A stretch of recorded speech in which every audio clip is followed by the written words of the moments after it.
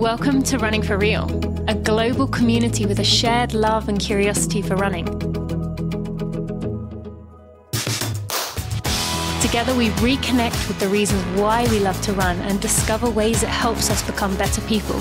Whether it's the quiet moments of a morning run while the rest of the world still sleeps, or befriending the strangers next to you at the start line of a race, we are here to connect with others who see running as the common thread that weaves our lives together.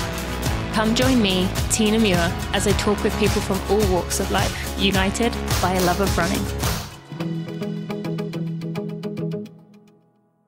Hello, my friends. Welcome to episode 305 of the Running For Real podcast. Thank you for joining me today. I'm excited that you are here and excited that you get to know our guest.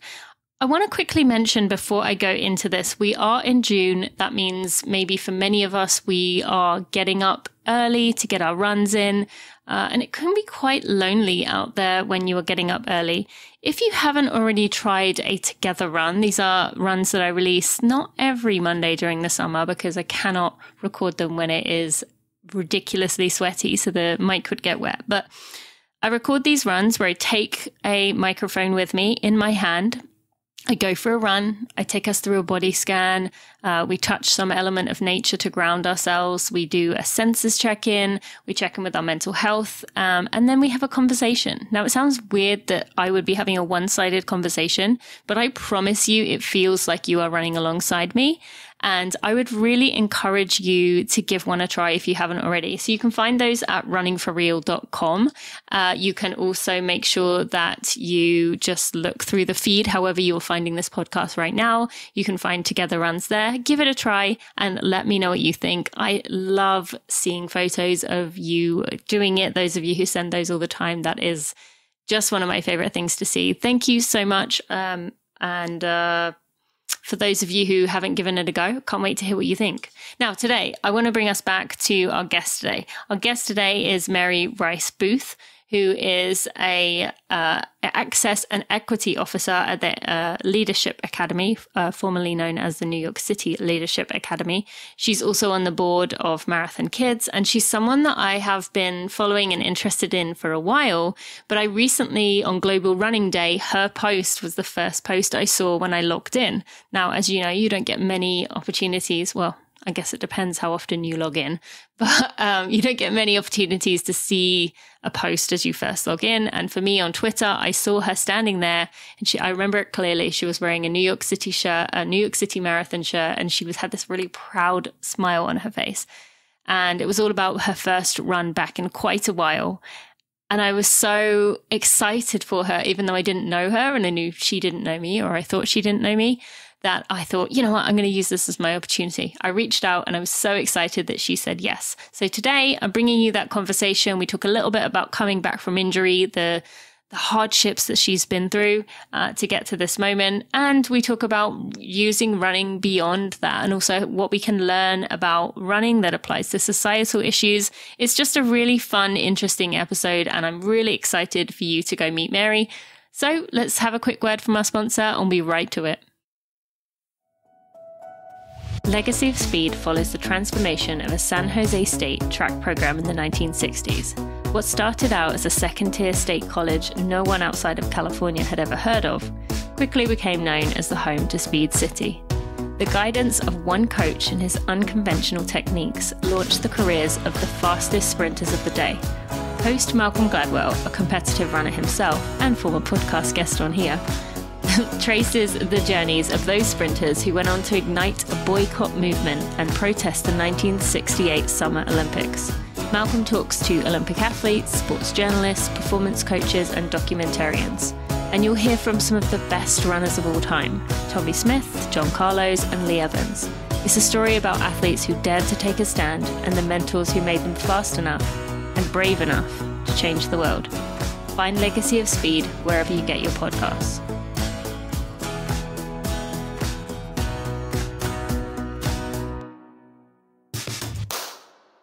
Mary, I am so excited to welcome you to the Running For Real podcast. Thank you so much for joining me today. Yeah, well, thank you so much for having me. I'm excited. Yeah, I mean, this is going to be fun. And I want to start by I'd admired your work for quite a while. And as you know, on Global Running Day, you put up a picture saying, I think you said, I got cleared to run today. Yes. And I thought, oh, wow, this is my opportunity to ask. So I asked and you said yes, and here we are. But I would love for you to talk about, that was obviously a big moment for you. And maybe it was the fact that it was Global Running Day that coincided with it. But for anyone who is in the middle of an injury or in the middle of a rough patch, just talk through the feelings that you had and maybe still have if you'd been missing running, because every runner knows that. And I'd love to begin by that, of just that like shared experience that we all have when you get cleared to run again. Yeah. And it was actually like this perfect storm, right? So I had a shattered disc in my back, and yeah, exactly. My doctor said he didn't know how I was even walking. It was that bad. So I had surgery, and it was June 1st, and it was my follow-up appointment with him.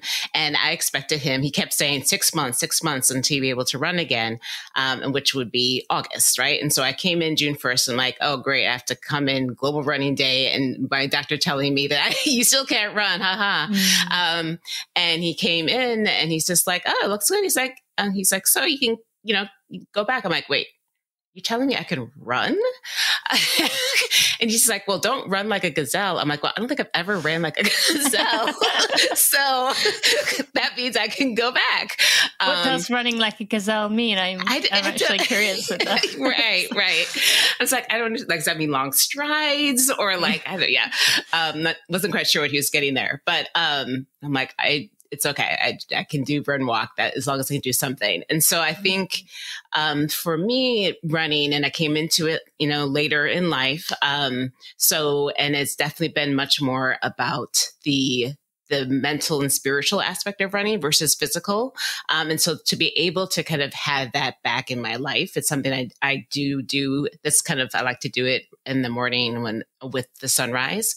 And so it was just like so exciting to be able to say that I have that again. I mean, I've been walking in the morning, but it's just not the same. And so I was just really excited to be able to kind of be back into that space and know that I can reconnect with what I have kind of pointed at as a big part of who I am, and a big part of like what I need in order to get ready for the day and do the work that I do every day.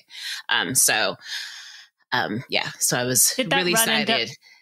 Did the run end up being what you hoped? Because I feel like sometimes when I build it up, you're like, oh yeah, this is actually hard. I forgot about that. Right, exactly. And it was funny though, because I had done walking and done a little Peloton in the morning, so I didn't even get a chance to like do a full run that day, because I'm like, I'm not going to push it. So I ended up doing the actual full run the next day. And it was super hard.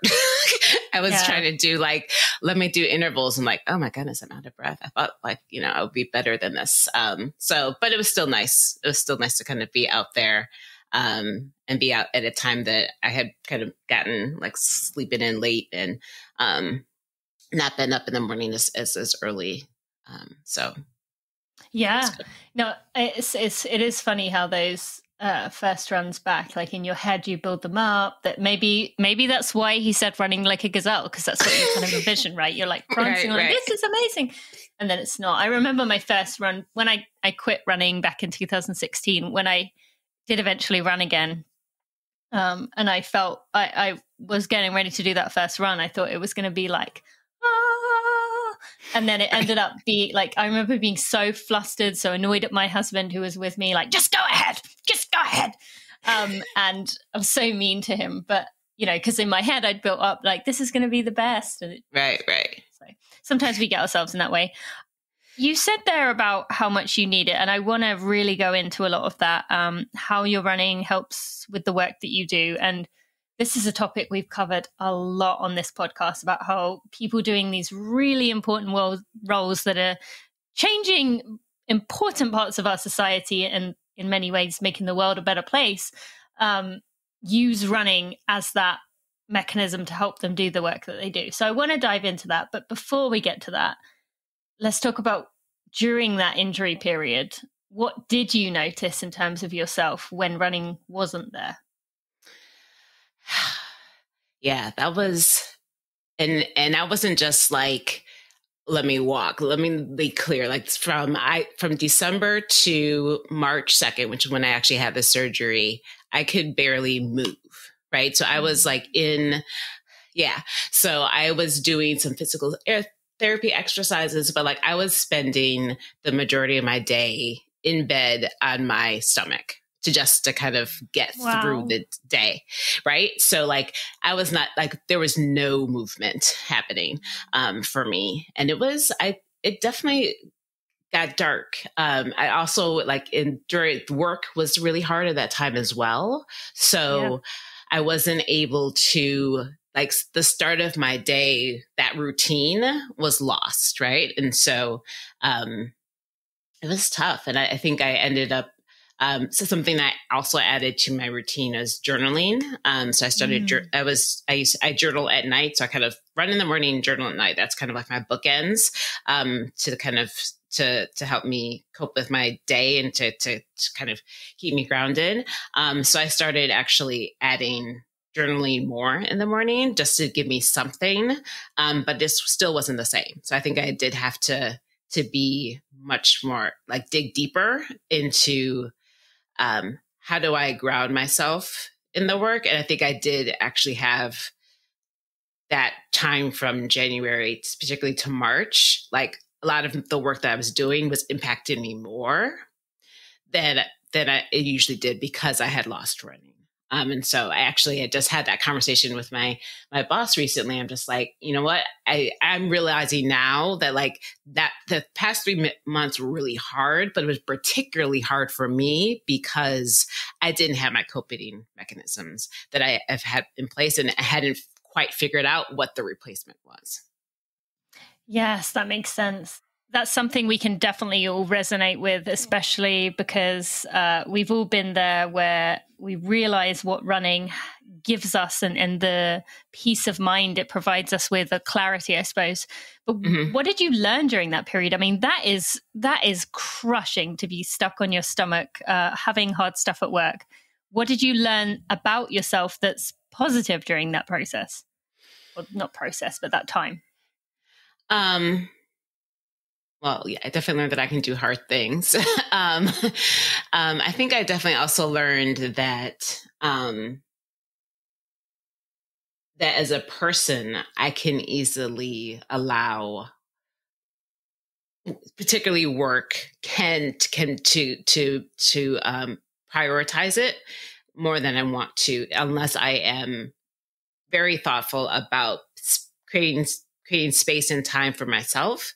And also creating space in my time for family as well. So I think that was the biggest learning. And then, also during that time, my son was not happy at school. So I think it was also like all this stuff was coming together, and just like, how do I make sure that I can be present for myself, and so that I can be present for him, so I can be present for school, right? Like all those pieces, right, connect together.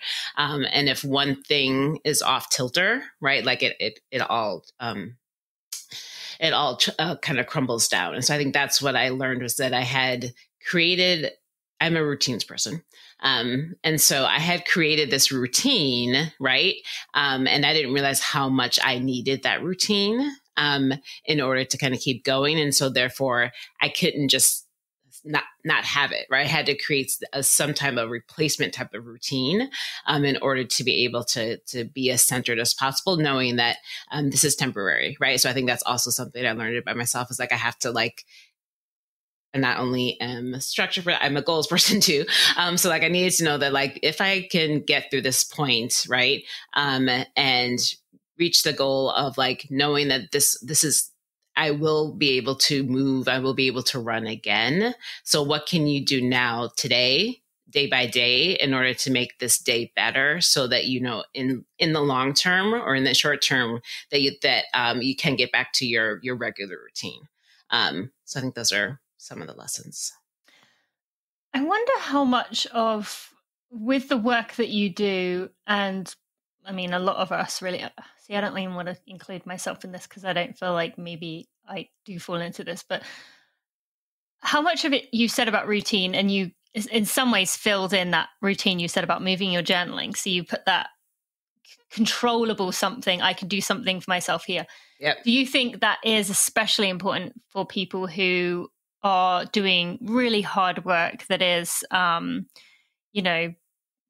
very much fighting an uphill battle in your day-to-day job? It's very high stress, a lot going on. Do you think that makes that routine element even more critical for you, at least? Definitely. I think it's a survival mechanism, right? So I think I've done a recent diving into community organizing, because I feel like a lot of my work, a lot of the kind of the skill sets that I leverage is steeped in community organizing, and recognizing how the longevity, the lifespan of a community organizer is shortened, because they go for broke. They give everything that they can to this cause, Yeah. right? And then they're not with us anymore, right? Because then they've given everything to the cause, right? And so how do you still go for broke? It's one of my favorite phrases to use and yet still ensure that you're keeping yourself as healthy as possible, right? And keeping present as long as possible, because otherwise, again, the cause is not going to, is going to be at a detriment if you're not there. So I think that having that structure, routine, also definitely helps. And I think it also helps just because the work because it's this personal interactions, it's always changing, it's the systems, right? So you don't necessarily know what you're going to get day to day, right? Yeah, you don't necessarily know, right, who you're going to be talking to and how they're going to show up day to day. So the fact that your work is so unstable, right, and kind of like fluid, I think having routine again is helpful and keeps me grounded. It keeps me going. Makes sense, definitely. Is there anything before we move on here? I want to dig into the beginning of your story, which is, I'm excited to hear.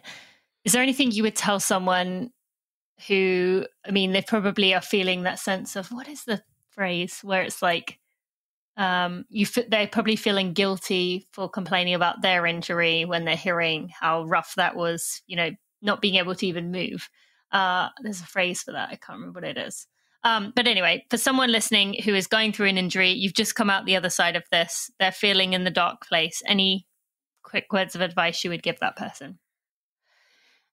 I'm trying to give something that's not completely cliche-ish, but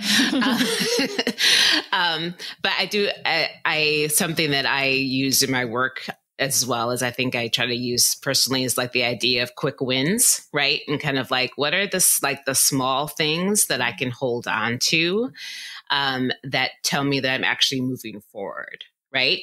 So no, I cannot, run straight through for 5-8 miles this morning, but I was able to do this walk. And for me, literally, like, was just like, can I make it to, am I able to walk to the bathroom today? Am I able to walk and take my son to school today, which is up the block? And like, that was like a big deal for me, which I literally like is 0.3 miles, right? Like, it's not very far, and but it's like, can I do that today with minimal pain, right? And so if I had those quick wins today, at least I moved. I think that's something to hold on great. to. Yeah, that's really helpful. Let's dig in then to your story. You have an interesting beginning to how you got into running. So fundraising, that's not typically something that someone would say is a reason they got into running. So tell us more. Yeah. And I was a high school athlete, right? And so I was able to do a lot of stuff, but running was more like I'm sure as a lot of folks have said, right? Running was kind of like what you had to do in order to get to the sport that you liked, right? And so it was 2016, 2017. My sister runs a nonprofit organization, and she had a couple of spots for charity spots for the New York City half marathon that March. And so she reaches out to me maybe 10 weeks before, maybe. And she's like, I have a couple spots. I'm just like, I've never ran a half marathon. I don't want to run a half marathon. I'm like, I do kickboxing. That's what I do. And I said, you know what? Talk to everybody else you know. And if, nobody else can do it, come back. And of course, like a couple of hours later, she's like, okay, you're running. So did she actually reach out to other people? That's a good question. I don't know. She's the older sister, right? Yeah, sisters maybe not so. Yeah, if it was a friend, you'd be like, yeah, they'll try. But I feel like sisters. Right. Yes. If it was me, and I'm the older sister, I probably wouldn't have bothered. I was just like, I'm going to get my sister to do it anyway. Right. Yeah. She's a bossy one too. So she probably didn't ask anybody. So I know it was definitely less than a training plan, because when I Googled training plans, I was like, I don't have 12 weeks. I don't have 14 weeks. So I had to adapt the training plan that I found online, and also raise the money for her nonprofit organization at the same time. So I did it. I was like, okay, and thankfully there were a couple other folks that she had, cajoled into doing this that I had known that were actually runners, right? So I'd be like, am I doing this right? What am I doing? I'm just like, why? I have side stitches. What is happening? I have this. What is happening? So at least I had people to talk to. But I did, and it was before they changed the route. So it was like running. I remember running down the West Side Highway, like mile 9 or 10, and just like, I can't do this. I'm like, I may need to pull the plug here. But got through it, and that was just like being able to say I ran that 13.1 miles was like a huge achievement for me, right? Like, I was very excited about it, but I think it was actually the process, right? So now I get it in regards to like those runs in between getting ready for that half marathon was when it's like, this is really a really,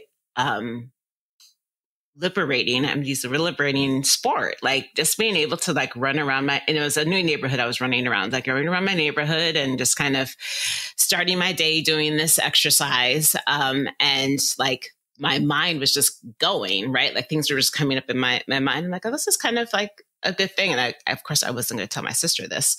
I wasn't going to let her win that, like, you convinced me to do this new sport.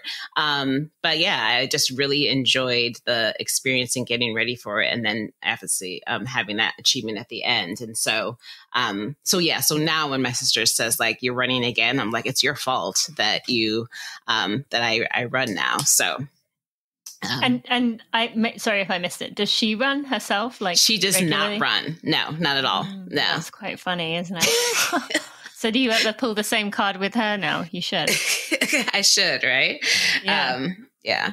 It's like, what can I get her into? I've definitely, every time she comes and visits, she's still in New York City, and I'm here in Texas. So whenever we come and visit, I try to get her to at least walk with me. So yeah, I love that. And I quite often hear stories actually of people who someone kind of roped them, convinced them, manipulated them, tricked them, something like that into running. And then they were like, wow, this is actually amazing.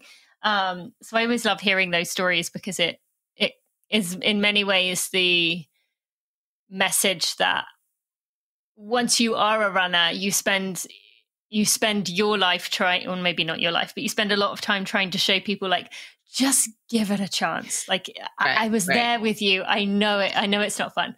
But it is. Just give it a chance. And people are always like, I don't know, that sounds boring. So it's funny how that's how so many of us get our starts. So we must be somewhat convincing if that's the case. Right.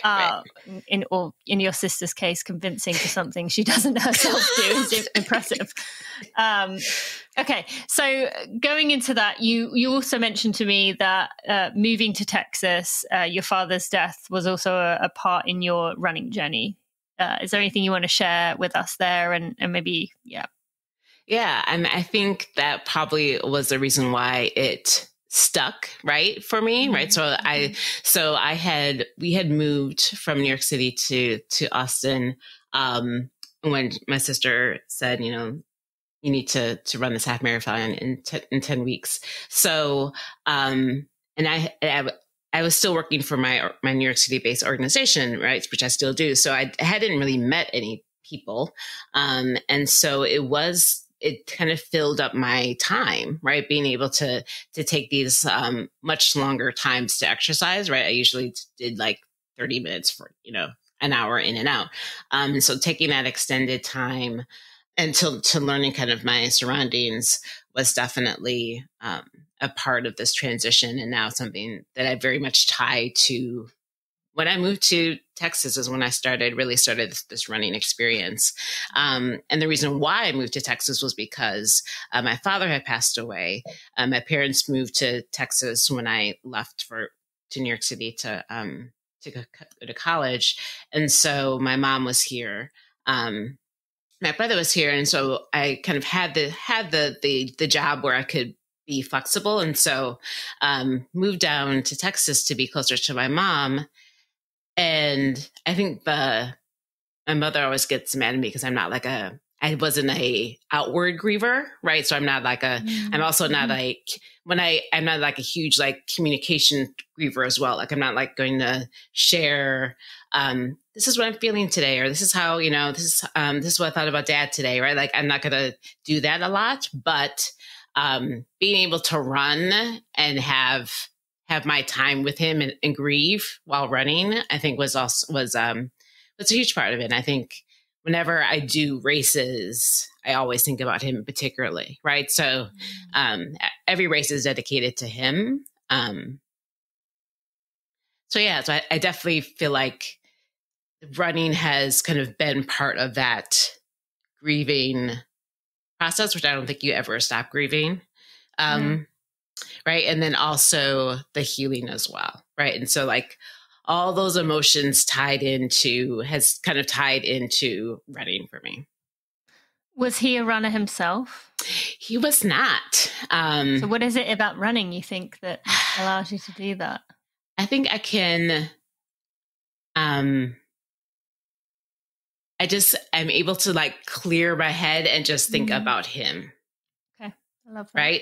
Mm-hmm. Like all my memories of him are very crystal clear when I'm running. Right. Yeah. Like when I'm in other spaces or in other interactions, people's stories about him may come into my space. Right. Or like, right. But like, it's just me and him when I'm running.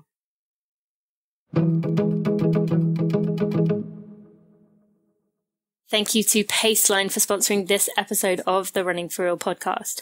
The Paceline card is the first credit card with cash back powered by your workout data. Yes, that means your runs. Now, I just want to say, even if you aren't running right now, even if you're injured or something is meaning that running is not in your life, anything that gets your heart rate higher than a brisk walk counts towards your 150 minutes. When you hit 150 minutes, you will get up to 5% cash back on health and wellness purchases like your running fuel and your gear. Terms and conditions apply, so you can find out more at paceline.fit. But Paceline believes you should be rewarded for being healthy. And people who are physically active for about 150 minutes per week have an estimated 33% lower risk of all-cause mortality, basically any kind of death, than those who are not active. That's good for you and good for the world. And I want to just mention some of the places where you can get up to 5% cash back. So Trader Joe's, Whole Foods, REI, where we get our running gear, all those purchases we can get up to 5% cash back. So you can apply for the card by getting more out of your miles by going to download the Paceline app from the App Store that you use and use code TINA. You will apply for the card. If you are accepted, you will be able to get that up to 5% cash back. Join me. I am not someone who has a lot of credit cards. I am actually very picky about which credit cards I get. I have very few, actually, I'll be honest. I had 2, now I have 3. That's all I've ever had in my life. I really am picky about these, and I love this one. I love that just running is giving me that extra bonus. And by the way, there's 3% cash back on everything else. Plus, card members can get reimbursed for the latest Apple Watch if you want to use that. And this app works by connecting with your Apple Watch, with your Garmin, so that you don't have to do anything other than logging into the app. So start getting more out of your miles, literally, by applying for the Paceline card today. Make sure you use code TINA when you download the app from the App Store. Go check out paceline.fit for more.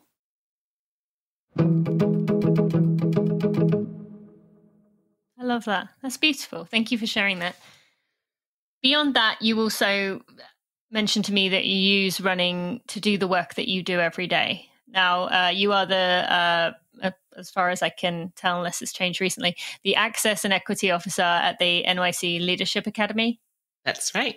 Yep. So with that, well, first explain maybe what that is for someone listening. What is New York City Leadership Academy? Yeah.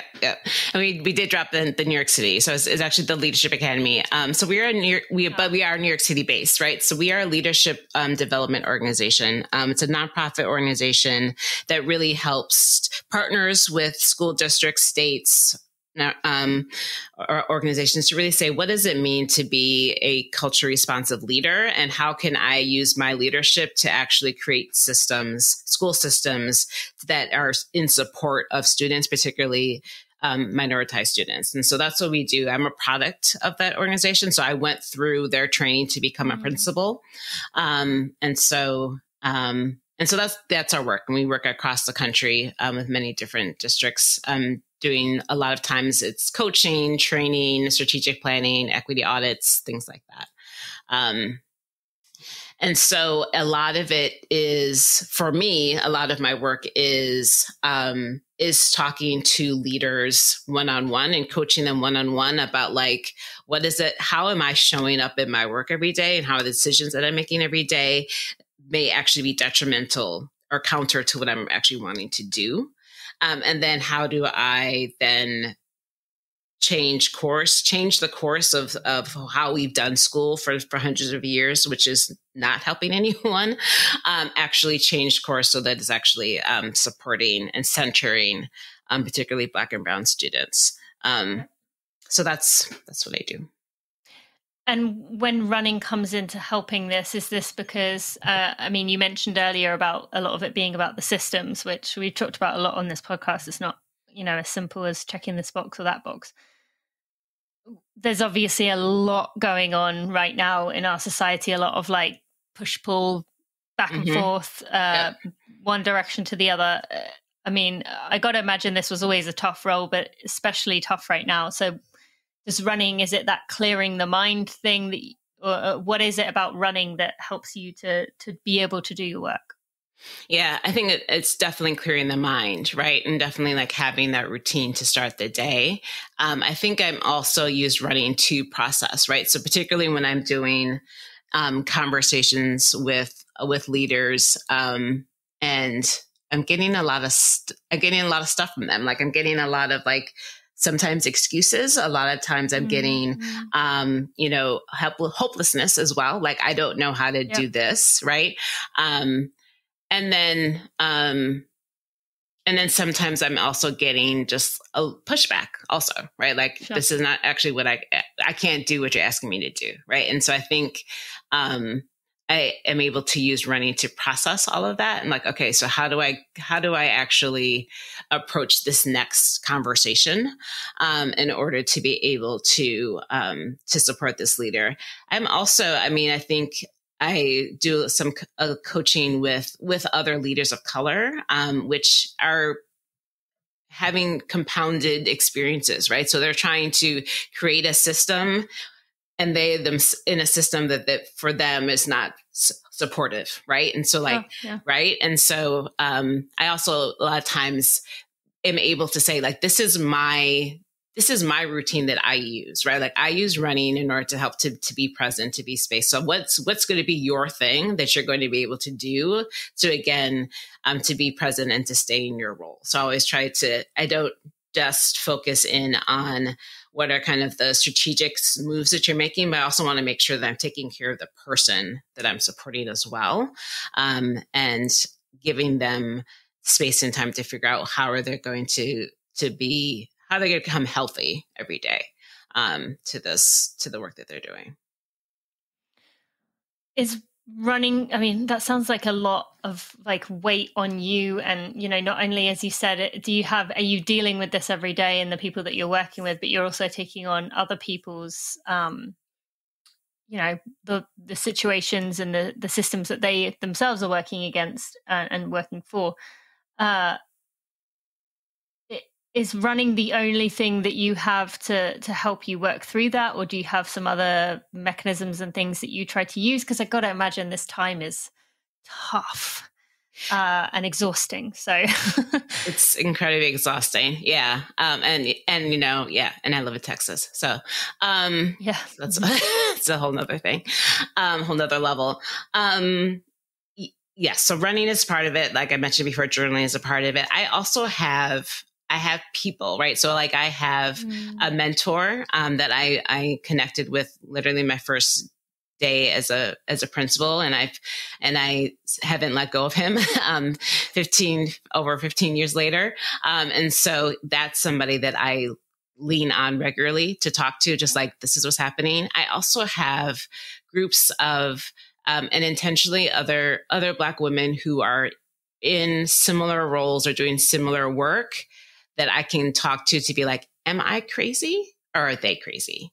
Right. So I do kind of do like a little crazy check with them as well. I mean, so I think those compounded together are kind of what keeps me going. And sometimes that all those things together work. But like if like when I was injured, right, if one thing falls off, I definitely feel it. Leaves a big hole. Yeah, sure. Now, when I reached out to you before we started recording and asked about things to talk about, you brought up something that I would have wanted to talk about, but obviously wanted to make sure that this is something you were comfortable in mentioning, in that you have this sport that you enjoy, that you find it helps you in your job, in your life, in your work. But running also is... there's elements of racism, of misogyny. There's all kinds of things embedded in running. Yeah. And so, is it always an escape when you're seeing it within the world that you're using as an escape? Right. Yeah. Yeah. It definitely creates a lot of dissonance. Right. And I think it's, to make that concrete. So I don't live in Austin proper. I live in a north suburb.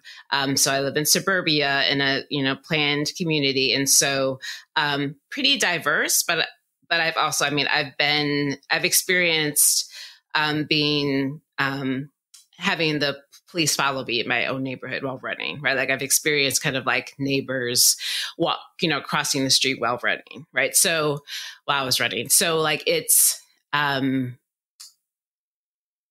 yet that is also just part of the everyday of being in the skin that I'm in, right? Yeah. And so like there's a part of, having to just recognize that that's the extra tax that I hold. And how do I still claim this exercise for me, even though there may be systems and mechanisms that are not helping me be able to do this fully, right? And so, and I know that some folks may, a lot of times, like I know that running, especially I run super early in the morning, right? So I run sometimes when it's pitch black out. And so, yes, that may be, if I'm a woman, that's still not a safe thing, but as a Black woman running, in the dark in this neighborhood, my first mechanism, I'm sorry, it's not going to be if something happens, is to call the police, right? Because that could go wrong, right? For me also, right? But I also feel like my resistance that I do every single morning is getting up in the dark and running in my neighborhood, right? Because that space, that's my space. I don't care how you feel about it or if you're good at whatever, like I'm going to claim it as mine. And so I think that has just been the moves that I had to make, recognizing that it's not always going to, right? Like they're not going to, the space of my neighborhood or the space of kind of the running industry is not going to, is not going to stop there. It's not going to stop me. It's not going to create they're not going to recreate the table for me. So how do I just kind of build it for myself? Thank you to Inside Tracker for sponsoring this episode of the Running For Real podcast and for taking care of me and so many of my friends through your service that allows us to see what is going on the inside. Now, we can, as we go through our training, things tend to come up. Some days we feel good, some days we feel bad, but quite often we find ourselves in a state, well, I shouldn't say quite often, sometimes we find ourselves in a state where it just feels like something is off. We just feel like blah, we just feel very tired or fatigued or lethargic and don't really seem to have a reason why. And for me, when that has happened in the past, it is the most frustrating thing because it's not an injury that's causing it.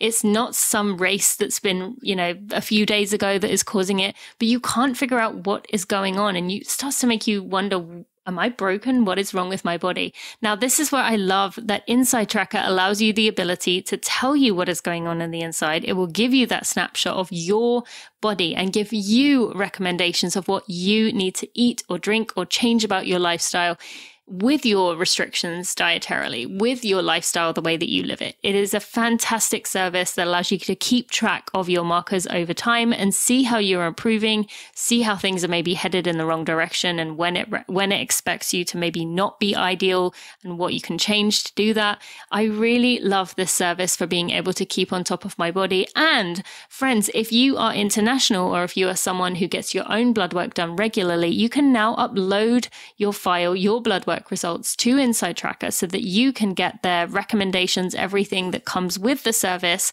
with your own blood work. So if you want to do that, you can still get 20% off that. You can get 20% off everything by going to insidetracker.com/Tina. That's insidetracker.com/Tina.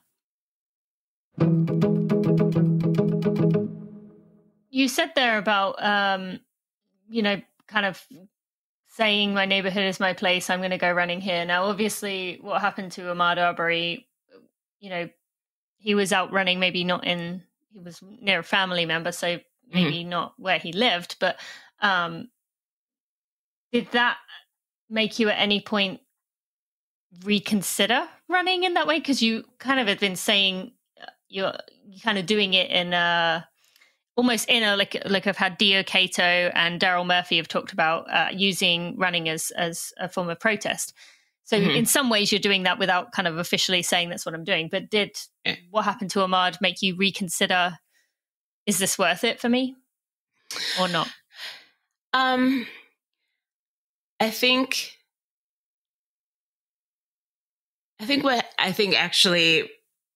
Ahmaud helped the industry, right, bring to light what's already happening, right? I don't think it was necessarily something new for me, right? So I think, right, recognizing that this like again getting to the running and kind of going to running events in Austin and looking around, be like, oh, there's not that many people that look like me here, right? Like, and having that experience. With a police officer in my neighborhood, like I think those were much more pivotal for me, and because they were personal, right? So like if things happen to you personally, you're going to respond to it versus it happening on a much more secondary experience. So I think those were the ones that are just like, okay, I'm recognizing this space is not designed for me again, right? Another space is not designed for me, right? So how am I going to acquiesce, right? And just kind of like not do it and kind of go back to the type of exercise that's much more already kind of created and designed for me, or am I going to claim it, right? And so I think that's what it's not like I don't think twice, 3 times about how I am when I leave the door, right? And kind of like, how am I ensuring that I'm being as safe as possible? But I don't think I've never said, I'm not going to run today because I don't know what's going to happen. Yeah. Yeah. Thank you for that. And I just want to say, as I did say it in a weird way with what happened to Ahmad, the murder of Ahmad, I should have said earlier. So I just want to add that in there.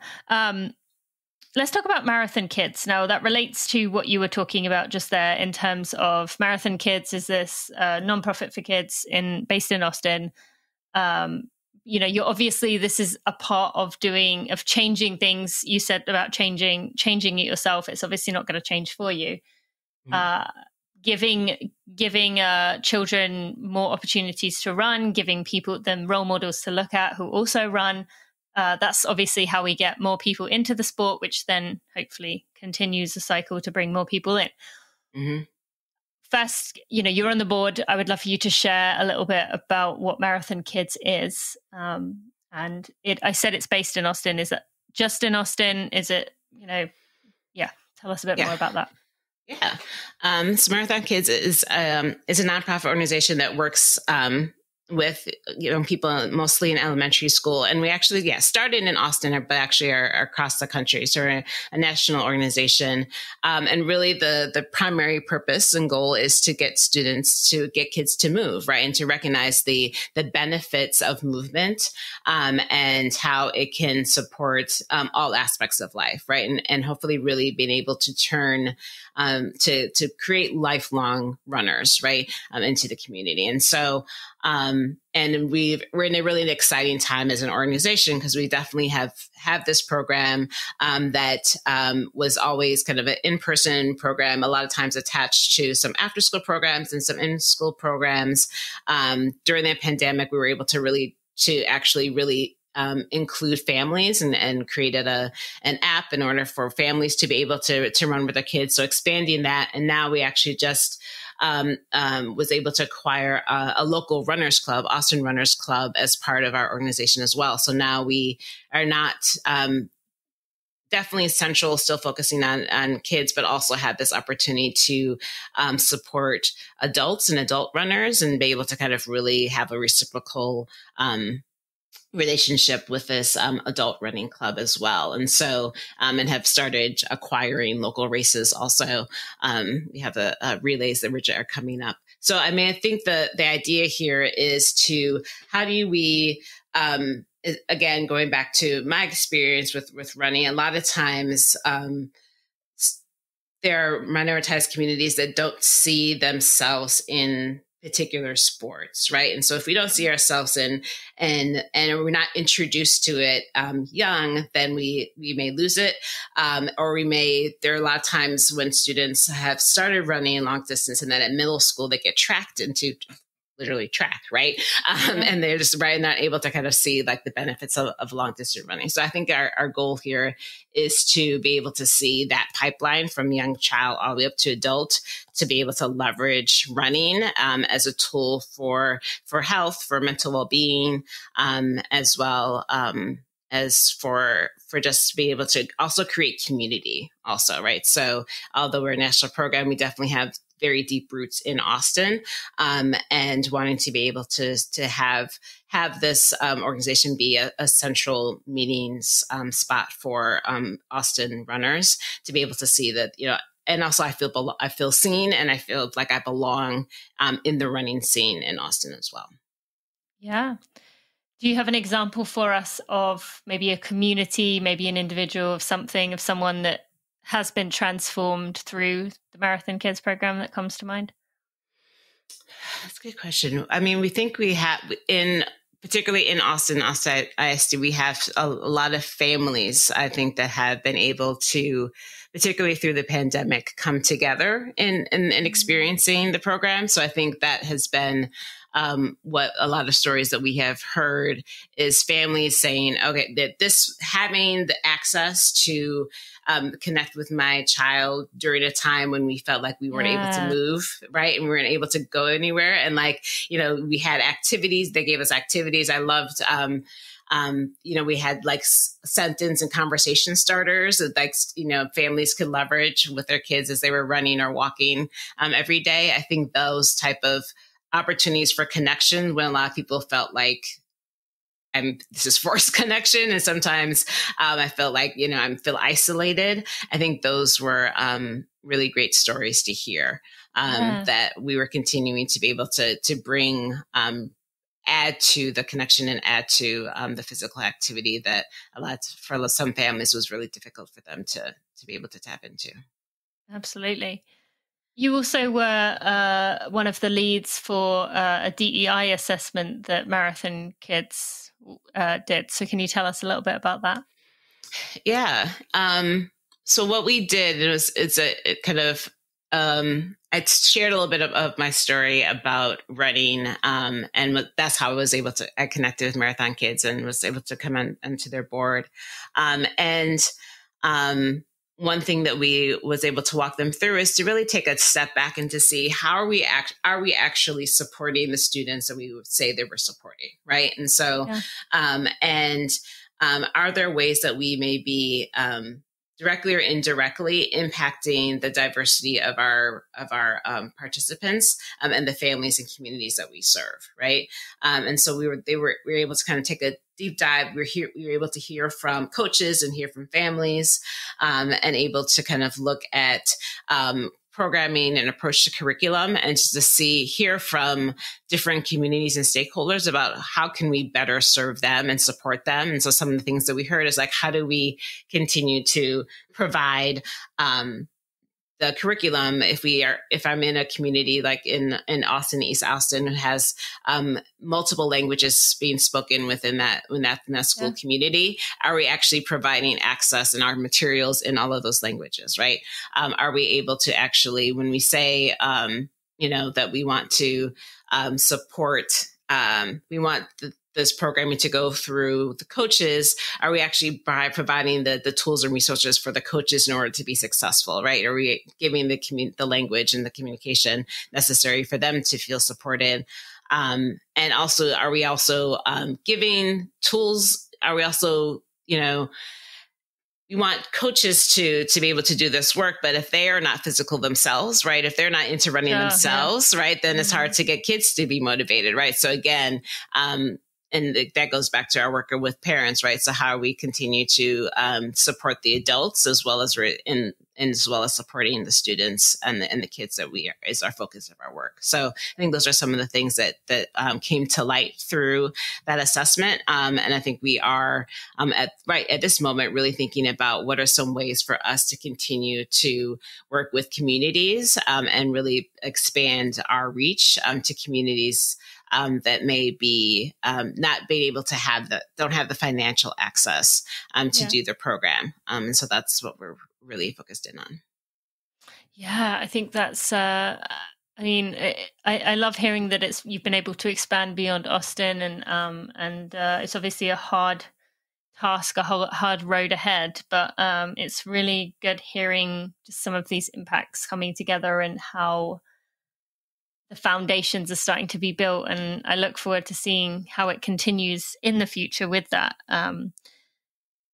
For someone listening who is hearing what you're saying and thinking, I love my running. I wish I could get more people to see that, as we talked about earlier, be it kids, be it adults. Do you have any advice for someone who wants to start something up in their own community but just feels paralyzed? And I understand you didn't start up Marathon Kids, but they feel paralyzed. Like, where do I begin? What do I focus on? Do you have any advice for that person?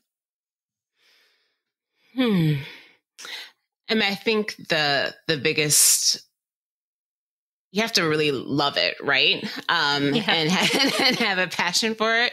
I think it seems obvious, but I think sometimes we see something that we want to do, and it may not necessarily be completely in our, it sounds good, right? But we don't necessarily have a full passion to it to actually execute against it, right?